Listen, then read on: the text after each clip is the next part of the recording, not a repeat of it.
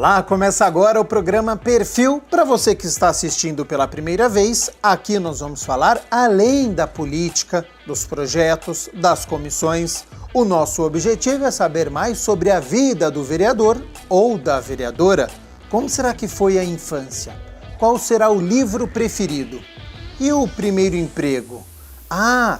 E ela ainda vai contar uma história que ninguém conhece. Então fique ligado porque começa agora o Perfil e a vereadora de hoje, então já pode eliminar aí 29 candidatos. É servidora pública municipal, exercendo desde 1997 a função de monitora da educação infantil. A atuação no movimento sindical foi pautada por esses compromissos e pela necessidade de construção de um instrumento de luta dos trabalhadores e trabalhadoras, sindicalista, mulher negra, petista e socialista. Já sabe quem é? Guida Calisto, muito obrigado por ter aceito o convite para participar aqui do Perfil, e você também tem formação jurídica como advogada. É isso aí. Obrigada. Eu agradeço o espaço, de a gente estar aqui, conversar um pouco sobre a nossa vida, Vamos falar aí sobre as atividades, porque na minha abertura eu citei algumas, da área jurídica, da área em relação à educação infantil, de sindicalista, então tem muitos assuntos para a gente abordar. Você nasceu em Santos, a sua infância foi lá? Não foi lá. Eu tive alguns períodos que eu morei lá na infância, mas a minha a parte total, quase total, da minha infância foi aqui em Campinas mesmo. Eu nasci em Santos em 1970, em setembro de 1970, quando foi em dezembro, janeiro, de 70, 71, nessa passagem, meus pais tiveram que vir para Campinas. Eu nasci em Santos, mas eu não morava em Santos, eu morava na cidade de São Vicente, que é do lado, que é ali na região metropolitana ali, de Santos. A gente morava lá, nós morávamos num bairro que é chamado Jockey Club, O bairro ele é formado por casas, ele é na beira de um dique, é a junção de água do mar com a água do rio, não sei se você conhece, E aquelas casas de palafita, Então eu morava num bairro desse, Tá. E ali a minha mãe, ela era liderança ali do bairro, Ela organizava, ele fazia parte da organização ali dos moradores e fazia a luta, por melhoria do bairro. Então ali minha mãe fez muita luta para ter saneamento, embora não tinha nem condição de ter por conta dessas condições ali, mas lutou muito por ter energia, água, fornecimento de água para os moradores que não tinham, enfim, ela fazia parte dessa liderança ali do bairro, ela era uma liderança ali. Mas a minha mãe também, ela era militante de base do Partido Comunista. Tá. E todo mundo sabe que nesse período de 70, era um período da repressão fortíssima, da ditadura militar, do governo militar no país. E um compadre da minha mãe, a gente falava compadre, É um companheiro, de militância da minha mãe, o seu Amaro, ele foi preso. E aí ele, conseguiu mandar um recado para os meus pais, assim, olha, saiam daqui, porque é isso, quando você prendia um companheiro, esse companheiro ele era torturado, E nessa tortura os companheiros não aguentavam muito tempo, claro. Sem falar dos outros, sem fornecer as informações que a polícia militar queria, que a ditadura, que a polícia da repressão exigia. Então, a informação chegou, aí meus pais tiveram que sair, e eu tinha 4 meses só. Então, a gente veio para cá, para Campinas. Aqui em Campinas, a minha mãe ficou, a minha família, meus pais ficaram numa casa que era, na verdade, o fundo de uma igreja, na Rui Rodrigues, quase ali perto da Cerâmica Mingoni, lá embaixo, perto ali do Ouro Verde, já na região do Ouro Verde, ali tem uma igreja católica, que tem até hoje essa igreja, e minha mãe ficou ali um período ali, esperando, acalmar, abaixar a poeira, como a gente fala, e foi nessa época que eu vim para cá. E aí, a maior parte da minha infância foi aqui mesmo. Mas alguns momentos minha mãe sempre tentou voltar a morar em Santos, em São Vicente, na Baixada. A gente sempre tentou, mas não deu, e aí a gente ficou aqui mesmo. Aqui eu fiz a minha infância, que estudei ensino médio, ensino fundamental, ensino médio, faculdade, enfim. E aqui em Campinas, quando você era criança, na sua infância, a sua mãe ela continuou com um trabalho de liderança? Você ficou estabelecido em um bairro? Você foi migrando pela cidade? Bastante pergunta que envolve muitas... Bom, a minha mãe, ela era uma militante de base, né? Mas ela era uma militante na luta por moradia. Então, a gente não tinha moradia.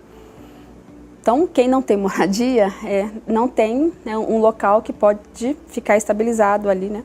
Então, a gente passava por essa dificuldade. Então, às vezes, eu brinco com as pessoas, já morei aqui, já morei aqui. Por que você morou aqui, você morou ali? Eu falei, pois é, né?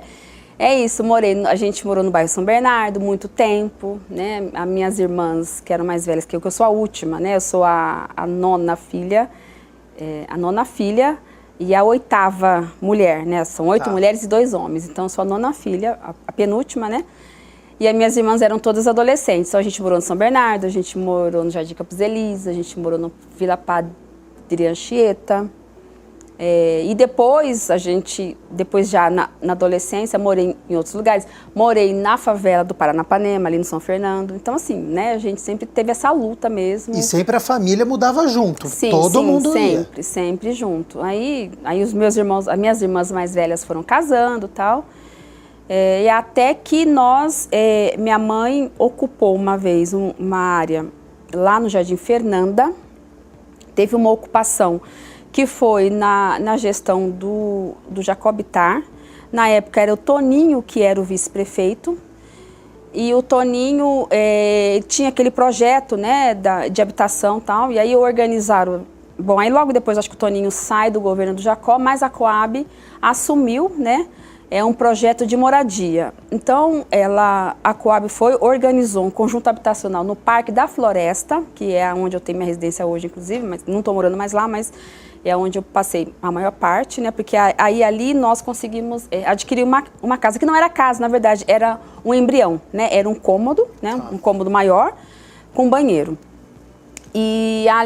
Então, nós que ocupamos ali o espaço na área, no Jardim Fernando, a gente foi para o Parque da Floresta, mas vieram famílias de outras regiões também, como o pessoal que ficou na área de risco lá da Vila Moscou, foi para lá. Um pessoal que também estava numa área de ocupação lá em Barão Geraldo, né? Foi para lá também, não lembro qual era o nome, Santa Isabel, acho que era o bairro. Numa área também de ocupação. Foram para lá. Então, foi um espaço, né? Por isso que eu gosto de falar sobre isso, que é uma questão que foi uma política pública de habitação, né, que deu dignidade para minha família, porque foi o momento que a gente conseguiu adquirir um espaço, uma casa para morar, né, uma residência, e ali a gente não precisou mais ficar lutando, né, porque a vida de quem milita na área de moradia é essa: um mês você paga o aluguel, outro mês você come. Se você for comer, você não paga o aluguel. Se você, né, então, das famílias pobres é essa. Então, foi uma importante política pública, né, na área da habitação, que deu dignidade a muitas famílias. Então, fui para lá. Eu acho que eu fugi da tua pergunta, mas... Não, foi ótima a sua resposta. Na sua infância, como é que você lidou com o fato de ter que ficar migrando, de não ter uma residência fixa? Você lidou isso com revolta, com tristeza? Você sonhava em dias melhores? Você já tinha essa consciência do que estava acontecendo lá, do porquê? Você questionava os seus pais? Por que a gente não muda para casa? A gente não tem condição? Essa relação com o dinheiro. Quando que você começou a se perguntar por que nós estamos fazendo isso? Assim, a gente lidava com muita tristeza, né? Por exemplo, eu morei no Padre Anchieta até, né, uma parte da minha infância ali, e nós tivemos que mudar. E aí ali a gente deixou amigos, né, deixou a convivência, as relações que a gente tinha estabelecido ali, e a gente sempre se entristecia e perguntava por que a gente tinha que ir, né? A minha mãe, eu falo muito dela, né, porque ela era realmente uma referência muito importante na minha família. Meu pai sempre foi mais calmo, mais tranquilo, né? Ela não, ela sempre foi aquela líder mesmo, sempre foi ela. E aí, a minha mãe sempre militou, né, assim, às vezes a gente tinha períodos, né, quando a gente veio para Campinas, ela teve que dar uma recuada, sim, porque estava correndo risco, né, e mas a gente sempre sabia que tinha uma luta, né, uma luta pela sobrevivência ali. Meu pai era carpinteiro, minha mãe era costureira, minha mãe sempre trabalhou. Eu nunca tive aquela, às vezes até engraçado isso, né? Às vezes eu, como uma mulher feminista, às vezes eu sempre tive um pouco de divergência na pauta feminista, porque eu não entendia por que a gente precisava fazer a luta para que as mulheres tivessem direito ao trabalho, né? Porque, assim, para mim, a nossa referência sempre foi trabalhando. Minha mãe sempre precisou trabalhar. Porque se a gente não trabalhasse, a gente passava fome, né? Sim. Se a minha mãe não fosse trabalhar, a gente tinha dificuldade. Era algo natural para você. Você falou, eu preciso brigar mas por aí isso. Eu fui ver que isso era uma pauta que realmente é uma pauta pertinente até hoje, né? Que persegue muito mais essa questão. Tem uma questão também racial aí, porque, assim, essa questão atinge muito mais, de ter que trabalhar, assim, atinge muito mais as classes pobres, né? E principalmente as mulheres negras do que, né, o outro segmento de mulheres. Então, para nós era isso, a gente tinha muita dificuldade, a gente chorava quando tinha que mudar, a gente ficava triste, mas a gente tinha que ir, porque... E é isso, quando eu falo para você essa questão da minha mãe, né, ser essa liderança, muitas vezes eu questionei, briguei com ela, mas na hora do vamos ver, a gente tinha que acatar, né? Claro. Essa relação, né, da família, pai, mãe, filhos, enfim, era isso. Estudou em muitos colégios aqui em Campinas?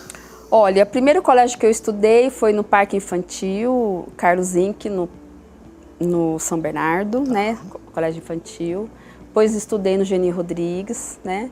Depois, acho que no Geni Rodrigues eu fiz todo o meu, os anos iniciais, né, do ensino fundamental. Depois eu estudei no Vila Gelim Neto, lá no Padre Anchieta, terminei o ensino médio lá.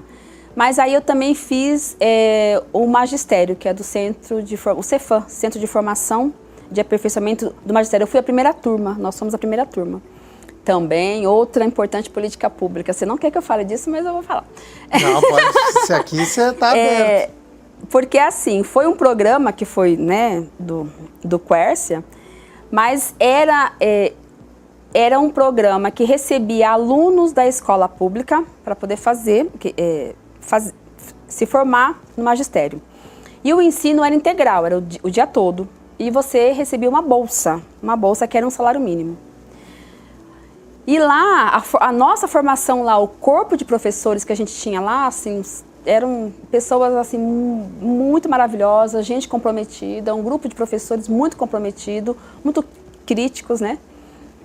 E enfim, ali se formou uma galera que eu tenho amizade até hoje, a gente tem um grupo, né, as meninas, minhas amigas, nós somos amigas até hoje, e foi um espaço assim, de muito aprendizado, né? De muita militância, de muita organização e que refletiu na minha vida até hoje. As meninas falam assim pra mim, né? Elas fizeram minha campanha, votaram em mim, elas falaram assim pra mim, eu tinha certeza que você ia virar um dia vereadora, a gente tinha certeza, desde lá ela falava.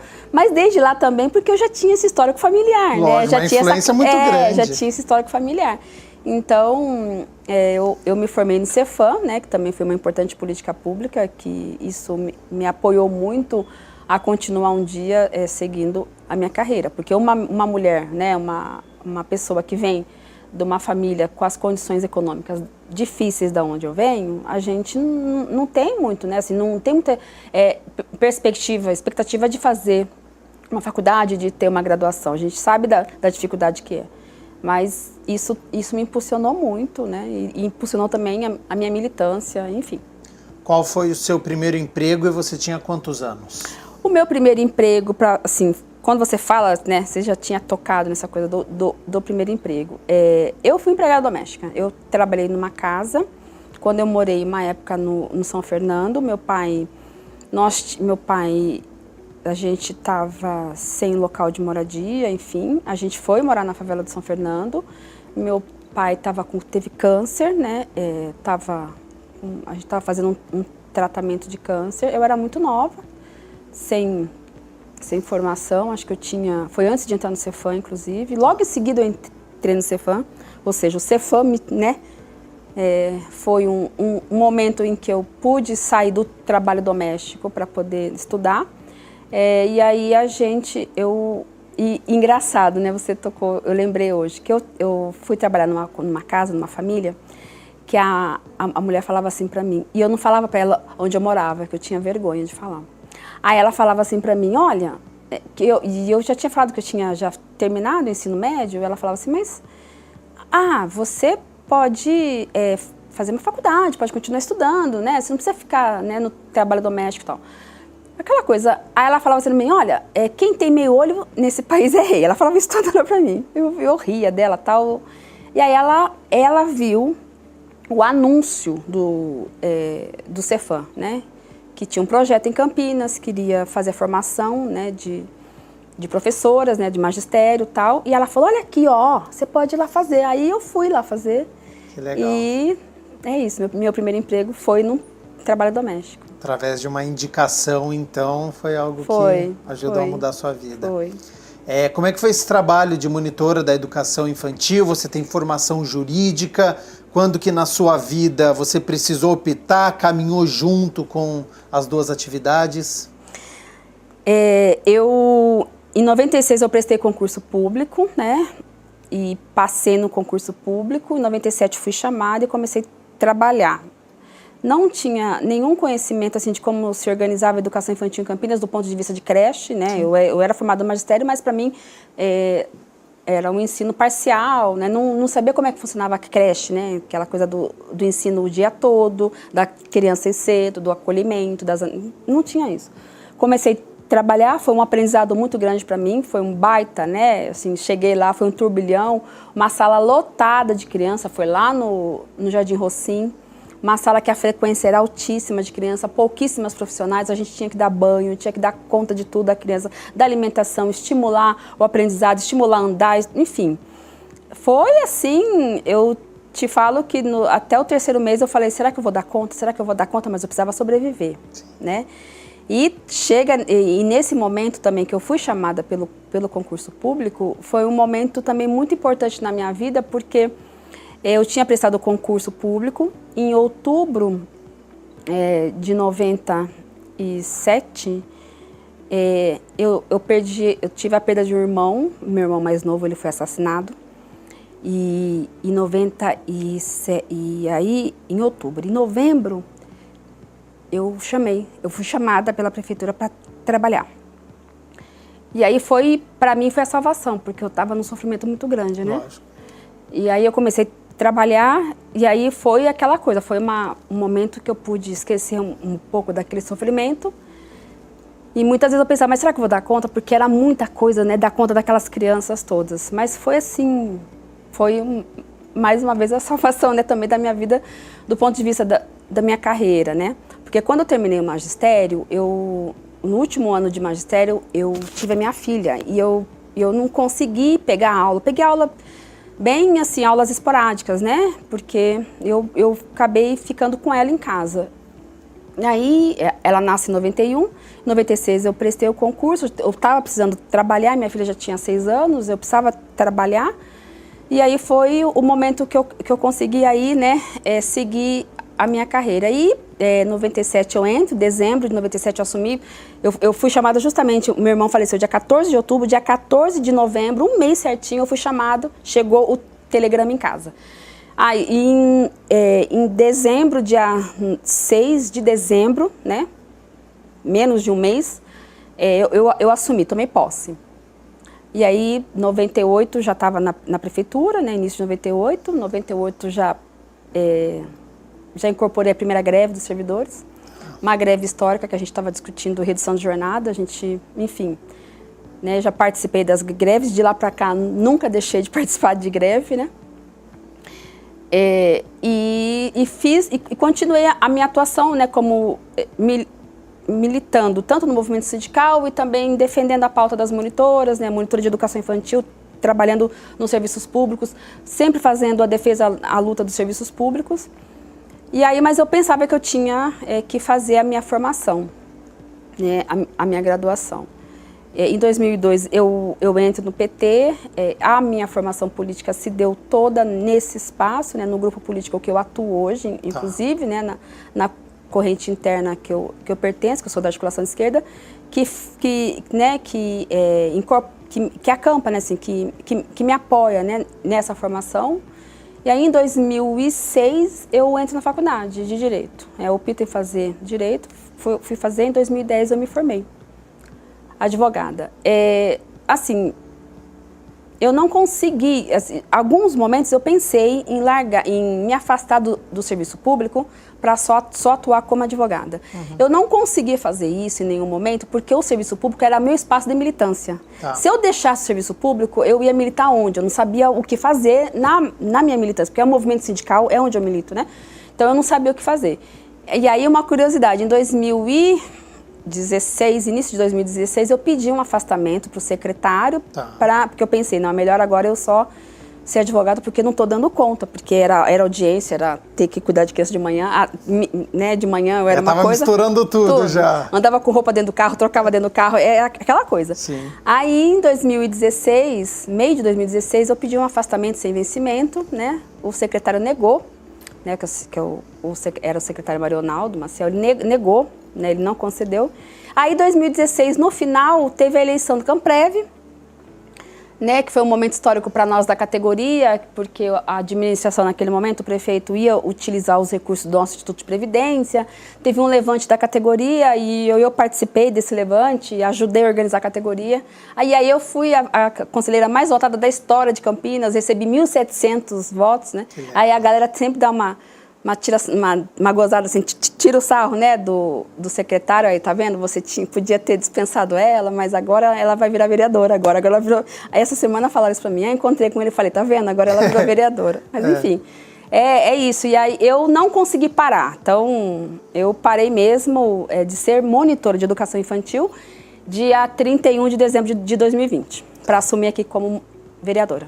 Vereadora, eu queria mais uns 40 minutos para a gente bater um papo. Tem muitos demais, assuntos que eu queria abordar com você, mas nós já estouramos o nosso tempo. Então agora nós temos 2 quadros aqui no perfil.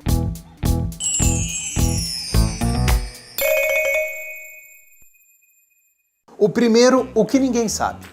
Uma história, uma curiosidade, alguma coisa que já aconteceu na sua vida. Eu sei que você já contou muita coisa bacana, mas se tiver mais alguma história aí para contar pra gente que quem tá em casa não tem a menor noção, mas que é verdade que aconteceu. Não, eu assim, sinceramente eu não lembro, porque eu sou muito faladeira, eu falo muito, né? E eu acabo falando tudo. Não sei, se é uma curiosidade, talvez que as pessoas não saibam. Porque tem muita gente que as minhas colegas, sabe? Elas tiram bastante sarro de mim, elas falam que eu não sei cozinhar, mas eu sei. Falei, ó, como que não? Eu tenho uma filha de 30 anos que eu dei comida pra ela. Que tá saudável, cresceu, se formou. Né? E falei, então eu sei cozinhar, elas brincam comigo e tal. Mas tem uma coisa que muita gente não sabe, eu faço ponto cruz, bordar. É uma coisa que... É aquela coisa, né, que a gente, por exemplo, uma mulher que milita, que é dirigente, não pode ser uma mulher que cuida, né, que faz trabalho manual, né, não tem nada a ver. Claro, eu faço ponto cruz, meu ponto cruz é perfeito. Assim, você pode, a primeira coisa que eu faço é virar o avesso, pode ver. Não sei se todo mundo, algumas pessoas sabem, mas muita gente não sabe. A gente vai querer imagem disso aí, você tiver eu vou procurar, porque é muito tempo que eu não faço. Procura, vê se tem alguma coisa na sua casa que a gente quer mostrar aí. Eu vou procurar, eu te mando a foto. Combinado, então.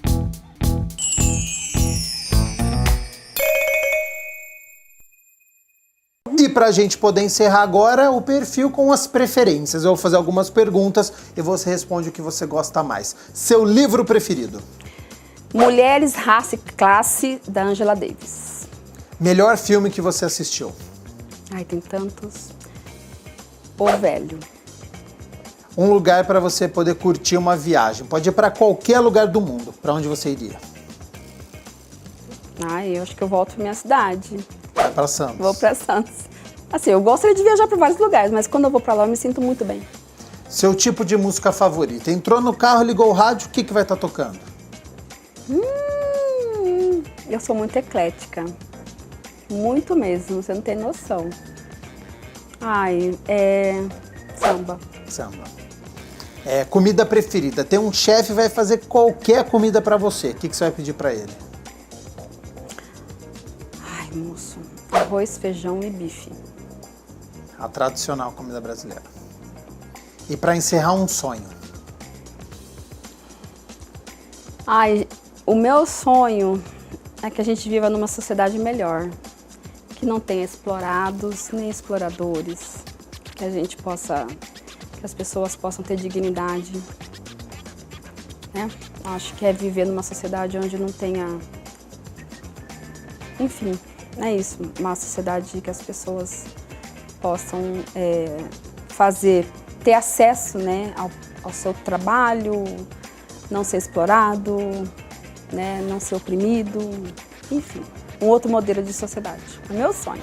Guida Calisto, muito obrigado por participar aqui do Perfil. Tenho certeza que quem está nos assistindo gostou bastante da sua história de superação, de luta, de volta por cima, quebrando paradigmas e imagens que as pessoas têm por aí. E já fica o convite aqui para uma próxima oportunidade para a gente poder voltar a conversar, que ficaram várias perguntas aqui, hein? Eu que agradeço, eu sei que eu falo muito, gente, peço desculpa, mas é mal de sindicalista falar muito. Mas eu que agradeço e sempre que quiserem, estou à disposição. Combinado então, Guida Calisto participando aqui do Perfil. A você aí de casa, muito obrigado pela sua companhia e pela sua audiência. Até a próxima. Tchau, tchau.